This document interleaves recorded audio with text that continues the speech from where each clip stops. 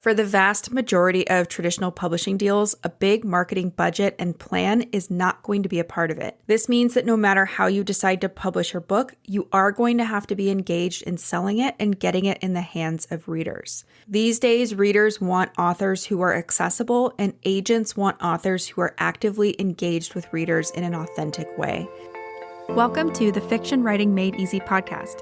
My name is Savannah Gilbo, and I'm here to help you write a story that works. I want to prove to you that writing a novel doesn't have to be overwhelming.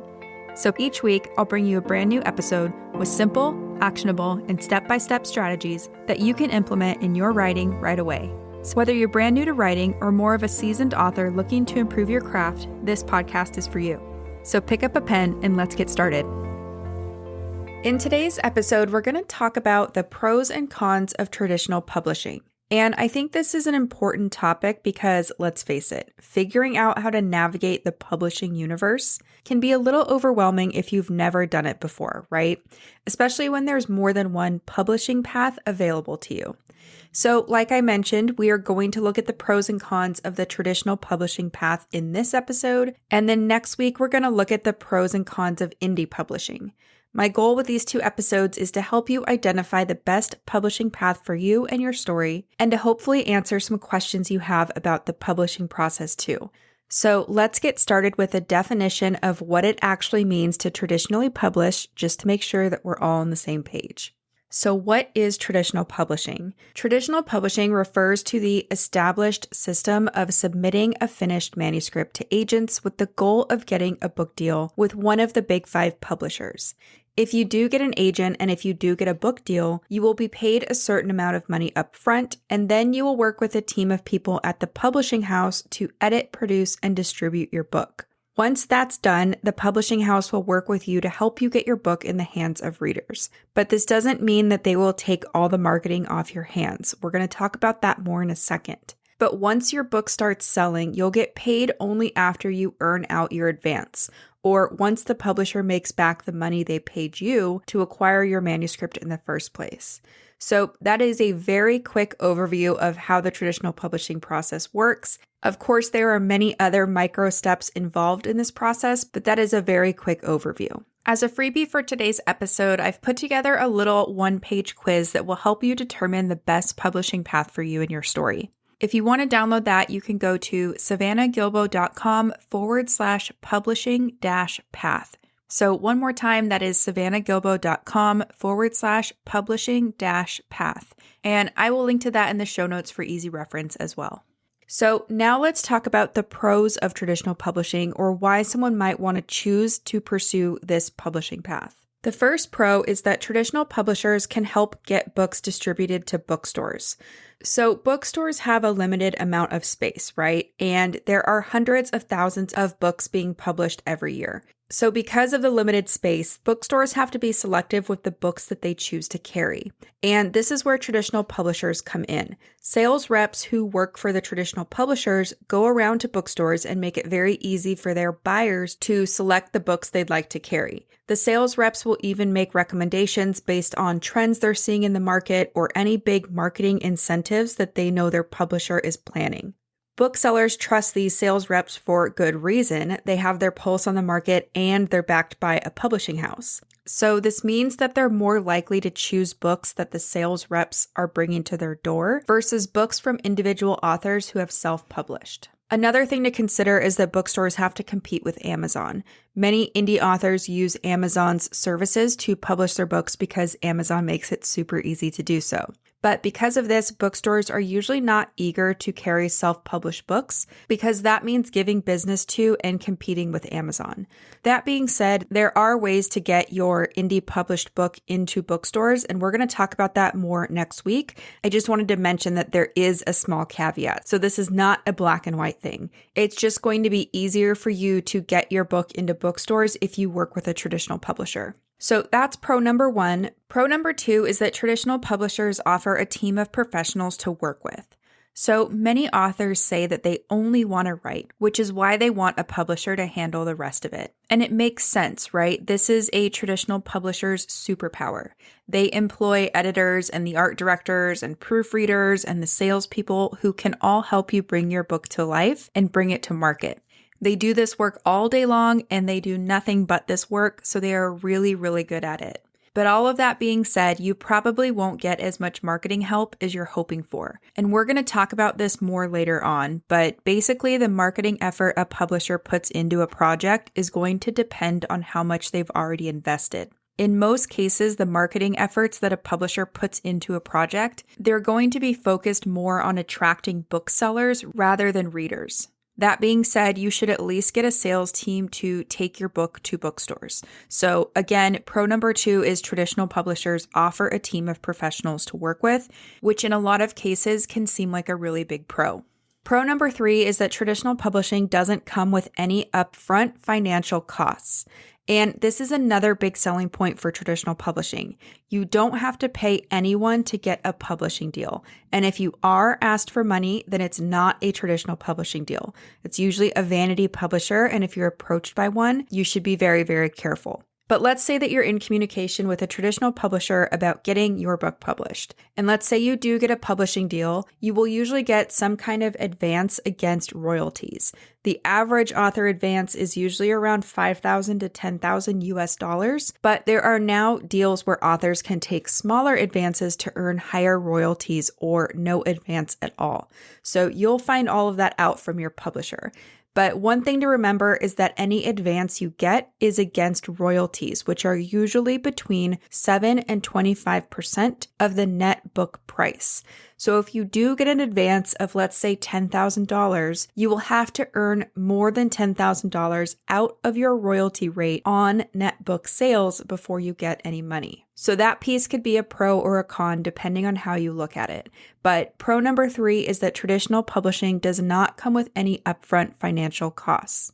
Pro number 4 is that literary prizes are more likely if you traditionally publish. So many literary prizes aren't open to indie authors. And if winning a literary prize or getting any kind of critical acclaim is on your wish list, then traditional publishing might be the better path for you to pursue. However, just being traditionally published doesn't guarantee you will win a literary prize or get any kind of critical acclaim. So I'm just saying you can at least go for it if you traditionally publish. And again, like most things in the writing world, there are exceptions, but it's still rare for an indie author to even be allowed to enter a literary contest. So pro number 4, literary prizes are more likely if you traditionally publish. Pro number 5 is that traditional publishing offers a sense of validation and prestige. So many authors want the stamp of industry approval that comes with a traditional publishing deal, and there's absolutely nothing wrong with wanting this for the record. We all know that writing a book can be a struggle sometimes, and I'm sure we all suffer from self-doubt from time to time. If you do make it through the process of getting an agent and then a publisher, approval by these gatekeepers usually feels like validation that your work is good enough. So I think on some level, a lot of us seek this. And even if your book doesn't sell very well, it's still published by Tor or whatever publisher, you've still been published by Tor. You have that stamp of approval. So if industry validation is important to you, then this might be the deciding factor in pursuing traditional publishers. And that's pro number 5. So with that, we're going to move into the cons of traditional publishing. So we're going to take a look at the flip side of the coin here. Con number 1 is that traditional publishing can be very slow. So on average, it takes 1 to 2 years for a traditionally published book to come to market. If you consider all the time it took you to write and edit the book, which is probably 1 to 2 years, possibly longer, plus the time it takes to get an agent, which could be another 1 to 2 years, and then all the time it takes to go through the publishing process, which is likely going to be another 1 to 2 years, it can start to feel like a very, very long time until you're going to see your book in the market. If you compare that to indie publishing or self-publishing on Amazon, where your book can be on sale in a matter of hours, and then you can be paid 60 days later for any sales, it might seem like a no-brainer to go the indie publishing route if speed to market is important to you. So that is con number 1, traditional publishing can be very slow. Con number 2 is that traditional publishing does not pay most writers very well. Royalty rates for a traditionally published book can range from anywhere between 7% and 25%, with the latter being on the extremely generous end. On average, traditionally published writers get around 15% of the net sales price of a book. So that means that all the discounts, returns, marketing costs, and overheads are taken out of the total before the profit percentage is calculated. And then out of that profit percentage, a traditionally published author has to pay their agent about 15%. So at the end of the day, the percentage that a traditionally published author gets paid is somewhere in the neighborhood of 10 to 15% of the price that the book sells for, which in the age of Amazon is often a discounted price. This setup works super well for the top 1% of writers, so Stephen King, J.K. Rowling, Colleen Hoover, but it doesn't work so well for writers who are in the middle or the bottom tier. So this can be a really big con. Traditional publishing does not pay most writers very well. Con number 3 is that traditional publishing means giving up creative control.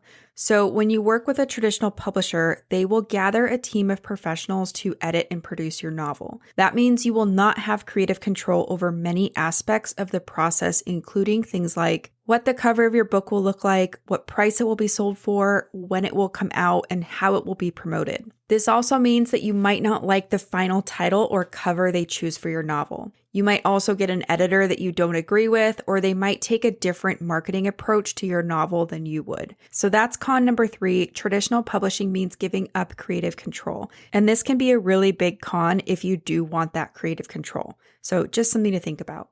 Con number 4 is that traditional publishing does not offer significant marketing help. And if you're multitasking at this part of the episode, I want you to pay attention to this one part because it's really important. So a traditional publisher is not going to help you market your book in any kind of significant way unless you get a big advance. And by that, I mean high 5 or 6 figures.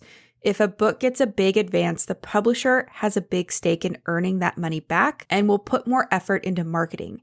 But for the vast majority of traditional publishing deals, a big marketing budget and plan is not going to be a part of it. This means that no matter how you decide to publish your book, you are going to have to be engaged in selling it and getting it in the hands of readers. These days, readers want authors who are accessible, and agents want authors who are actively engaged with readers in an authentic way. This is what agents and publishers mean when they ask writers about their platform. They're basically asking, do you have people interested and waiting to buy this book?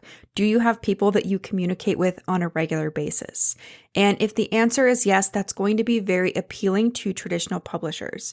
Because like we just talked about, unless you get one of those big advances, their marketing plan and their marketing budget is probably not going to be very large for your book. So again, this is a really big deal. Traditional publishing does not offer significant marketing help unless you get a big advance. And that's con number 4.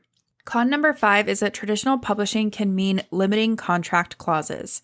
So when it comes to signing contracts with agents or publishers, there are a few big and possibly limiting things to keep an eye out for. For example, a do not compete clause could stop you from publishing under the same author name or in the same story world or with the same characters during the term of your contract. That means if you sign a 3-book deal with one new book coming out every year, it could be 3 to 4 years in which you're not allowed to publish anything else under that author name or in that story world or with those characters. So how would you feel about that? The other thing to keep an eye out for is the clause that states what happens if the relationship doesn't work out or if you decide to move on to a different publishing path. Once you sign a contract for your book, it essentially belongs to the publisher. So think about a situation where you sign your book away for the life of a copyright. That's the length of your life plus 70 years after you die. And that's a really big deal. One of the worst things you can do is make decisions based on the logic that you should be grateful for any type of deal or that you should just take any kind of contract or terms that you're offered. I've seen this in real life where many authors will sign deals because they just think that they should be grateful that they've been offered anything, but it's not a good strategy. You really need to value your work and do what's best for you in the long term. So that is con number 5. Traditional publishing can sometimes offer limiting contract clauses. Now, let's do a really quick recap of the pros and cons of traditional publishing. Pro number 1 is that traditional publishers can help get your books distributed to bookstores. Pro number 2 is traditional publishers offer a team of professionals to work with. Pro number 3 is that traditional publishing does not come with any upfront financial costs. Pro number 4 is that literary prizes are more likely if you traditionally publish. Pro number 5 is that traditional publishing offers a sense of validation and prestige. So those are the 5 main pros. Now we'll recap the 5 main cons. Con number 1 is that traditional publishing can be very slow. Con number 2 is traditional publishing does not pay most writers very well. Con number 3 is that traditional publishing means giving up creative control. Con number 4 is that traditional publishing does not offer significant marketing help. That one's really important. And con number 5 is that traditional publishing can mean limiting contract clauses. So now that you know the pros and cons of traditional publishing, what do you think? Is traditional publishing the right publishing path for you? If you're having a hard time deciding, answer these 2 questions. Number 1, why do you want to publish your book? And number 2, what does success look like for you? You might be surprised by your answers, or you might be surprised that there's one reason or one thing that you want that rises to the surface. And before you make your final decision, I want you to consider something really important. Most readers are not going to care who your publisher is. That's not how they shop for stories. All they care about is reading something that's entertaining and that will give them the emotional experience they're looking for. In most cases, the publisher responsible for producing a book only means something to you, to other authors, and to those in the industry. Now, as a quick reminder, if you want to download the freebie for today's episode, that is a quick little quiz that'll help you determine the right publishing path for you, you can go to savannahgilbo.com/publishing-path. So one more time, that's savannahgilbo.com/publishing-path. The other thing I want to leave you with is that many authors use multiple forms of publishing for their different projects. So you aren't limited to just traditional publishing or just indie publishing. And like I mentioned earlier, we are going to talk about the pros and cons of indie publishing next week. So if you're torn, maybe just have a listen to that episode before deciding anything. But regardless of which publishing path you do choose, always do your due diligence and talk to other authors or industry professionals who can recommend the services or the publishers or give advice about contracts before you sign anything. I'm going to put a few links in the blog post that goes along with today's episode. So there will be links to resources and also links to different watchdog sites that help authors stay abreast of any scams or just anything kind of bad that's going on in terms of publishing. So head on over to the blog post that goes along with today's episode if you want to check those out. So that's it for today's show. As always, I want to thank you so much for tuning in and showing your support. If you want to check out any of the links I mentioned in this episode, you can find them over at savannahgilbo.com/podcast. And if you haven't done so already, make sure you subscribe to the show because there's going to be another brand new episode coming out next week. If you're an Apple user, I'd really appreciate it if you took a few seconds to leave a quick rating and review. Your ratings and reviews tell iTunes that this is a podcast that's worth listening to. And in turn, that helps this show get in front of more fiction writers just like you. So that's it for today's show. I'll be back next week with a brand new episode. Until then, happy writing.